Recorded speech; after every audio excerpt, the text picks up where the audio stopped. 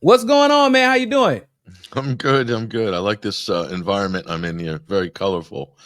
I like it. Yeah, man. I like to keep it colorful like my shirts. How you feeling, man? How you doing? There's been a lot of crazy stuff going on in the news lately, huh? Yeah, it is. It is. It's fast and furious. So, and we're doing our part by injecting more chaos into the conversation as well. So there Right. you are. I don't it has so I saw some people tweeting out that the Epstein stuff is dropping or has dropped already. Yeah, or is in the process of dropping. It's kind of strange that like it's going to drop on the 28th or something. I mean, I'm not sure what exactly is dropping that's not already out there, but we'll Yeah, see. that's what I was going to ask you about that before we even got into this Nord Stream thing, because last time I checked, if I'm not mistaken, didn't they are like the list of people like the plane, like whoever be on this plane that's already been there list that was out about who was on this island. There have been court documents out already naming a majority of the people. Like whenever they were like, yeah, Bill Clinton and Prince, what's his name? Uh, Prince. Andrew, Bill, Prince Andrew. Yeah. Yeah, Mm. like y'all, and nobody cared. I Yeah. mean, like a literal king and now was included, and they're like, yeah, man, revelations. I'm like, so is anybody going to be prosecuted? Is that what we're leading to, or is it just going to be more distraction? I'm not sure. We'll see. I mean, like you said, Nico, the names are out there in different places. You just have to do the work to collate them. I think Ryan Dawson, he's a American independent journalist on social media. He has already done that. He's collated that list. He has the full list. It just takes a bit of legwork, basically. So it's Mm. out there in pieces. So you can do it just by, like you said, Nico, going through the court documents and other resources that were already made public. So Yeah, I was actually saying, I mean, at once upon a time, you could have went to my YouTube channel and then looked some stuff up, but then I had to take literally all those videos down because YouTube suspended me temporarily and demonetized me for bullying Epstein. So that was oh, interesting. you were Yeah, bullying Jeffrey Epstein, bullying a billionaire sex trafficker. That's yeah. shame on you. Shame on you, Nico. That happened. Not just to me. It was to like two or three of us. We all got demonetized at the same time. It was Tell, crazy, bro. tells you what team YouTube is batting for. Just Right? just saying. Like we need to know that. But so you and 21st Newswire put out this article with the Nord Stream pipeline revelation.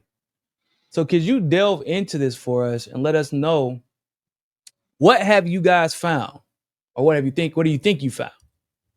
Well, this is a tremendous bit of research and investigative journalism by a French journalist named Freddie Ponton, who's the author of this piece. So he's also a contributor at 21stcenturywire.com. He's been investigating the Nord Stream sabotage for the last 2 years. And what we found is in a little by accident, actually. It's funny how these things work, but going through the Danish permits for Nord Stream, translating them, discovered that so the question was, this is a very long pipeline, Nico. Why were the explosions chosen at those specific places? Because there's really shallow parts that are very easy that would require minimum in terms of diving logistics, like 30 meters deep. Why did they choose 80 to 100 meters? And why was it done in the place that it is? The location, whose territorial waters where the explosions take place, because you have to remember this is a really complex junction here where Denmark, Sweden, German, and Polish exclusive economic zones and territorial waters clash, basically. Mm-hmm. And so it's like a very good question. And what we found in the Danish permits is that that area is a submarine training zone. It's a designated NATO submarine training zone. So during Oh, for NATO specifically. for NATO, Interesting. yeah. So Seymour Hersh put out a story initially that got a lot of attention, where he accused the U.S. government of running point on this operation. A lot of people agree with this. Jeffrey Sachs and everybody's been quite vocal about it. We assume that the U.S. is leading the operation here, and I have no reason to disagree with that. The question Mhm. then becomes, how do you make the case to implicate them? And because that's the problem with NATO, there's just too many countries, too many layers. Yeah. Hirsch believed that it was Baltops 22 was this massive NATO naval drill, which took place in June of 2022. This is where the explosives were planted. This is where the pipes were prepped for the explosions using shaped charges. And then it was detonated later, and a few months later in September.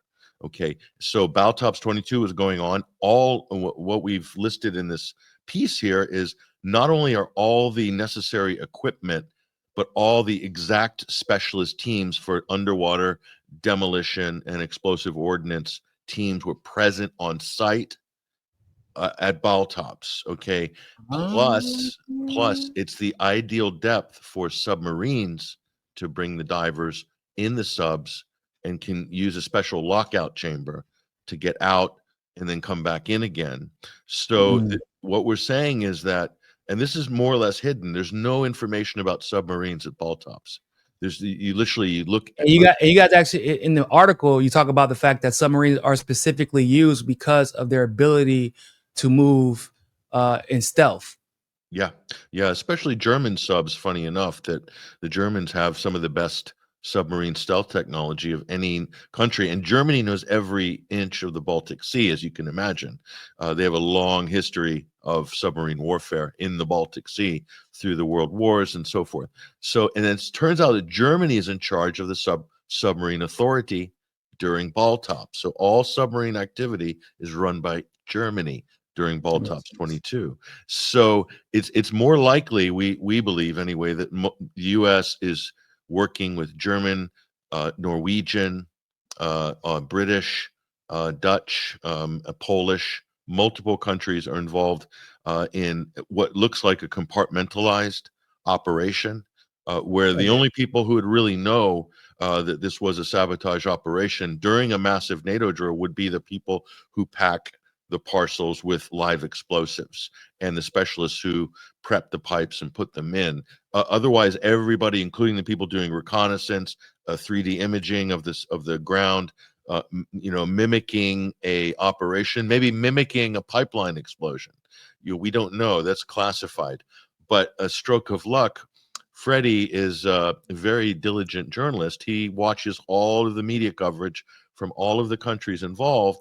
And sure enough, on Danish television, they accidentally broadcast the NATO Baltops command organizational chart with every single component of the operation on live TV in Denmark. And not even thinking like it would be perceivable. Not even thinking it was kind of pumping up the Danish Navy and how they're working with their partners, and they were real proud of this on one of the boats called the Sullivan, one of their naval vessels, decorated naval vessels.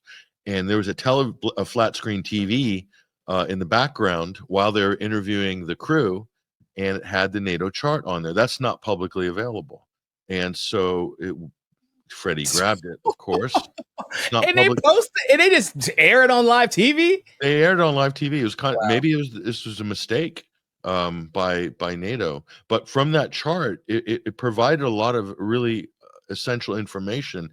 It allowed you to basically map out who was in charge of who, under whose authority, which commanders were there, and it turns out that's how we knew, confirmed, that all of the top people from Panama City that Seymour Hersh had said in the story were there. And so this was this is the first time we could match up and connect the dots. So from that point of view, I think Freddie's done a tremendous job. Now, obviously, this is a hypothesis. What we're saying is that it's highly likely, if indeed the general gist of Seymour Hersh's story is correct, not all the details, just the general theme, that it was done through the executive branch under Joe Biden, and it was done with the Pentagon and the CIA out of Panama City, then all of those pieces match up, and we proved it. So it really put meat on the bones of the Seymour Hersh story. And so that's, and it's also shown that it's opened the possibility of submarine activity in this operation, which answers a lot of questions, because a lot of these boats have transponders on them. They turn them off. They can also cloak and spoof, they call it, to make one boat look like another boat by emitting the wrong signal. So you can't see what's going on under the surface. You can kind of track things with satellites and AIS transponders above the surface, plus photographic evidence from the internet and reportage. But you really don't know what's going on the surface, and that's always been the big question. And there was no evidence of real submarine activity in that exact area, and we think we've found a circumstantial evidence here and backed it up with the documentation from the documents that show these exact areas are for submarine training, and that answers that question of why that depth, why that location, Why the and death of my yeah. and that's Now, really hold on. important. Yeah. Very quick question. So, doesn't this have even further implications? Because I mean, I know that we're like, okay, NATO, or excuse me, the United States was behind this, and it was done, green lighted through the executive branch, et cetera, et cetera. But if it is true that the submarines that were used were German, potentially, doesn't that mean that it's like NATO in general was involved? Because this pipeline, if I'm not mistaken, was supposed to help Germany, correct? Yeah, it was a multinational consortium, the end to end from connecting Germany to Russia. But it's just the Nord Stream AG is a Swiss registered company, but there's multiple countries involved in that joint venture. Basically, I think maybe Luxembourg. Correct me if I'm wrong. A couple of others, but Germany, Russia, and a few other stakeholders. So, this would have been a NATO operation, the Nord Stream sabotage.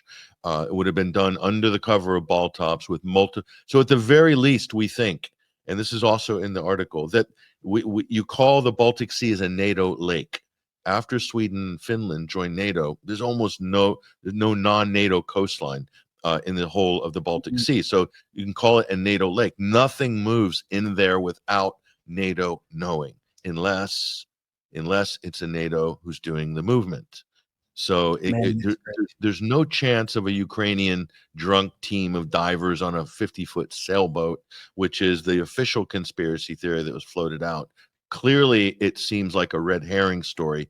And what Freddie proves in this is that the amount of expertise to prep the pipe has concrete casing on it, plus the steel pipe. I mean, it's a big operation. It's going to require many divers, backup teams, redundancies, and you only get one shot at it. This is a one-shot deal. Think of the implications of the sabotage. It's not something you would give to a bunch of novices who are smoking and drinking their way through the Baltic. I mean, it's just so silly. Just to be able to get the explosives, like I would talk about that, like to get the explosives themselves, like that. You're not getting no regular explosives to blow up a pipeline of that magnitude. Like that's some professional military grade. Not only military grade, but somebody has expertise in detonating these particular underwater explosives. Yeah, prepping, just the prepping, not even the detonation, but making sure the concrete's cut from the pipe and you're down on the steel at the right exact place where the pressure and the gas maximizes so that you can the pipe will the amplification of the explosion was because of the pressurization in the pipes. And you need to know exactly the depth and the location to do that. Now that is a serious job. And I think the US military and their NATO partners are really the only people who could do this so efficiently and then by stealth, so as not to leave any fingerprints or obvious fingerprints. Well, I say because they've definitely left enough fingerprints, but at this point, it's who's gonna hold them accountable for it, right? Well, it's interesting. If you remember last year, the Russians, Maria Zakharova, the foreign ministry spokeswoman, said or hinted, and there was another Russian official who did it. They said, "We have evidence that." Oh yeah, that's true. Of the Western involvement in the Nord Stream sabotage. They wouldn't say what it is. The Russians will keep that card in their pocket because they're doing other negotiations, obviously. So they're probably reserving that information. If what they're saying is true, they would hold. They might have been waiting to see if Biden was going to win again. They might have waited because if Biden wins again, then you probably do have to play that card. If not, you use it for negotiations behind the scenes, and in this particular case, perhaps to leverage Trump hey man, look, we ain't put it out there, but just letting you know, man, it's gonna come down the pipeline at some point that the United States was involved in this Nord Stream pipeline situation. It was the Biden administration. So how you gonna play it? And you could use that as leverage in the Ukraine war, right? This war against Absolutely. Ukraine. Absolutely. So Russia, I mean, they usually play stuff close to the chest, and they're usually thinking about 2 to 3 steps ahead. I know we use that 5D chess analogy a lot, but I mean, when it comes to Russia, I mean, this is the same country that had the entire Western world sanction them, and somehow they came out stronger economically than everybody else did. So in their case, I would bet that they would play 5D chess with some type of information like that. Now, back to just really quick, I just want to address this Germany situation because because basically what it sounds like you're saying is that like Germany would be a massive part of this. And if I'm not mistaken, didn't was it Germany that was about to conduct an investigation into this situation, and the They, United States was like, no, no, Germany has. Germany has. So, they have. so this is there's a part in the article called the mop-up operation, Okay. mop-up, and the mop-up. We think that it was substantial mop-up operation. So Sweden went to investigate in Denmark immediately after, and they haven't disclosed the findings publicly. For Sweden, they said it's a national security issue. So does that make you suspicious? It probably does. And Yeah. so the official Papers. It's a national security issue. Why? Because we guilty as shit. That's why. That's basically. yeah. Well, Germany is given the official investigation, which they have been dragging their heels now for over a year, and they have released nothing. And we think that they're going to sit on it for as long as humanly possible, maybe indefinitely. And so, at the very least, Germany, at least Olaf Scholz or the government, could be Annalena Baerbock. Someone in the government has knowledge of this, had knowledge of it. And you remember, Niko, you remember that press conference in February 2022 with Joe Biden and Olaf Scholz in Washington. And Biden says, one of the press says, look, how can you end the Nord Stream 2 pipeline? It's a German infrastructure. And Biden says, if Russia invades, we'll end it. We'll end it. Scholz was standing right there. So there's no way they didn't have a conversation about this. If we believe, of course, we could be wrong. This is a hypothesis at this point. We don't have them red-handed. But if we believe it's a U.S.-led NATO sabotage operation during Baltops, at that point, Biden would have had to have a word with the German government on that. You can't go blowing up infrastructure in your allies' territories and not have somebody give it the okay. That goes for Sweden and Denmark, by the way, as well, because they're NATO members. So, but Sweden and Denmark, I mean, Germany is the bigger, because they were the ones out of all of NATO who would have benefited the most, right? Based on what I've researched, they've lost the most. Yeah, they've taken the most economic loss because of it. Because the Ukraine situation obviously didn't help at all either. So it's like, yeah, we're gonna blow up this pipeline, and you're gonna feel the economic impact from the Russia-Ukraine war. But good luck is basically where they left them at after all this is said and done, right? Because Germany is such a vassalized state to the U.S. in NATO that if this was tabled as an idea or an operation, they would have no choice but to say yes and just bite their tongue and go along with it. And the U.S. said, don't worry, we're going to supply you with LNG, which bails out the U.S. fracking industry. That's a nice little advantage there. And then Norway, the day after the Nord Stream explosion, Norway announces their new pipeline has just been launched between Norway and Poland, shipping Norwegian gas to Europe. So honestly, it's kind of a joke if you look at it from that point of view. It's kind of a no-brainer, but you still have to prove it. This is the problem. And the evidence is very, very hard to come by. So we hope that these investigations will somehow, you know what else is, there's another interesting part is there's a court case. Lloyd's of London insured the pipeline for Nord Stream 2, and they don't want to pay. They don't want to pay. It's exactly the same type of case as the World Trade Centers and 9/11, where lucky Larry Silverstein took out an insurance policy on the Twin Towers, and the insurance companies didn't want to pay out twice because they said it's a single terrorist event. Lucky Larry said, no, you've got to pay me twice. There's 2 attacks, 2 planes. And he ended up winning in the end. This is what Nord Stream Aggie is attempting to get compensation for 2 pipeline that got hit, Nord Stream 1 and 2. And so in the court documents that have come out, in the discovery, all sorts of new data has come out. They've even found a pipe with a dent in it with unsuccessful explosion, because there's 4 pipes. There's 2 on Nord Stream 1, 2 on Nord Stream 2, and only 3 of them exploded. 4th was unsuccessful. And so that adds, that's a really huge clue. That came out, the evidence of that came out in the court case with Lloyd's of London. So you can't lie on insurance cases, so that it's not like pretty, that.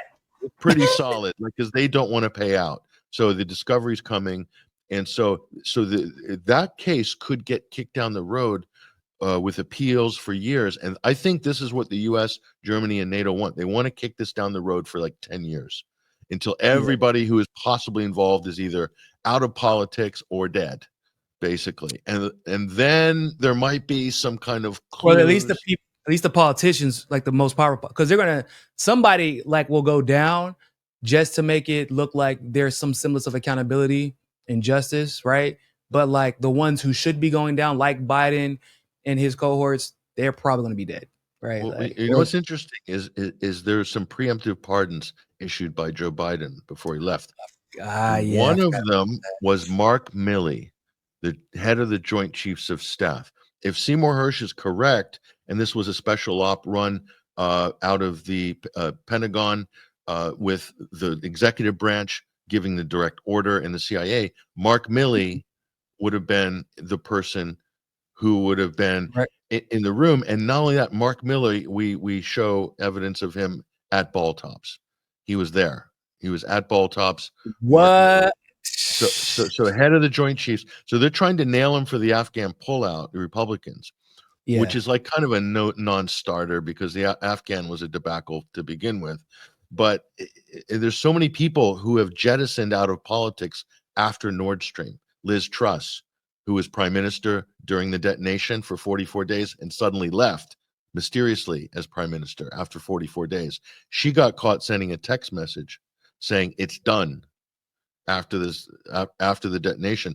And then she disappears as prime minister, and they move her out and bring in Rishi Sunak. And they said it's because they didn't like her economic policies.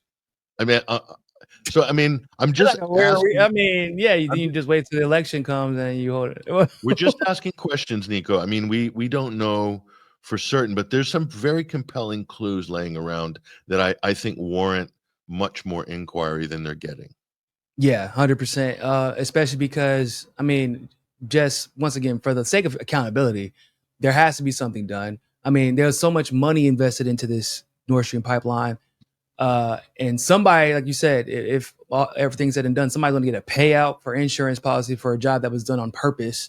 There's the fact that the entire world, really, but specifically Europe, has suffered economically, right? Largely because of this issue with Russia and Ukraine and the natural gas beef that's going on and petroleum and all that good stuff. This pipeline would have helped alleviate that. And effectively, they made their people suffer on purpose for what?